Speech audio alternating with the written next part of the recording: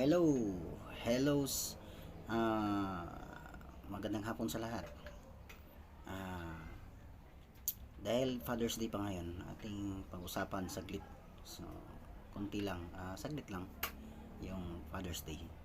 Ah, Ngayon is alas 5 ng hapon, June 16, 2024. Okay.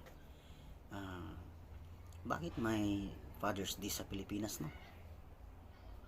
Kung realize natin, wow, maganda kasi may celebration, may Father's Day sa atin. Iwan ko sa ibang lugar, ibang bansa, meron ba sa kanila.